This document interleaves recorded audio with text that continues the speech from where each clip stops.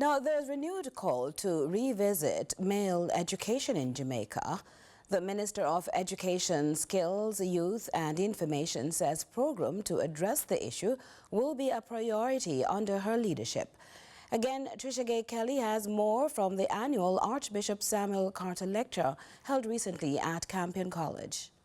Newly appointed Minister of Education, Senator Dr. Dana Morris Dixon, is lamenting the long-standing issue of male underperformance in education in Jamaica. Speaking at the annual Archbishop Samuel Carter Lecture at Campion College, Dixon articulated that it is a priority of the ministry under her leadership to fix the disparities in gender performance.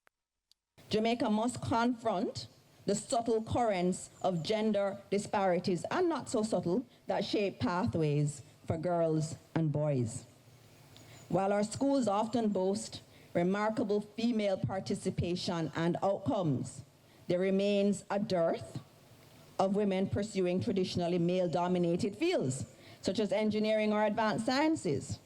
But simultaneously, and we want to focus more on, our boys are struggling with reading and literacy, sometimes feeling disengaged from academic work that fails to reflect their interests and world experiences.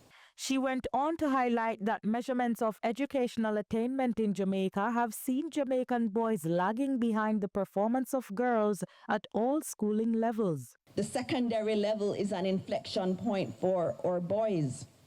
In fact, when you look at the data, and I spent some time in preparing for this speech, looking at data from the ministry, and you can see the gap starts early. The gap is there from in primary school, and you see quite starkly in the results of PEP. You see that disparity, but it gets wider when you look at the CSEC results, and then it gets even wider when you look at who is at our university. 75% in one of our most prominent are women. So you see it getting worse as you go through the system. Dr. Morris Dixon believes that local context and special circumstances faced by Jamaican boys have made Jamaica an anomaly in that our girls are significantly outperforming our boys.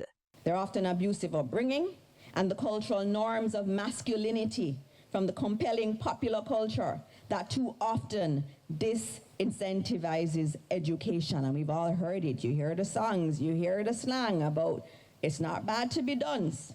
It's okay to be at the back of the class. Those things do not help us. Academic studies from scholars such as Barry Evans and Professor Herbert Gale have long alluded to the absence of male teachers in schools, violence, and even the ways in which Jamaican boys are taught in schools as a reason behind underperformance. Currently at the secondary level, co-educational and all-girls institutions dominate the top 10 list in CSEC and CAPE rankings, with Woolmer's Boys being the only all-male institution being ranked in the top 10. Dr. Morris Dixon was the keynote speaker at the annual lecture being hosted by her alma mater. Trisha Gay Kelly, CVM News.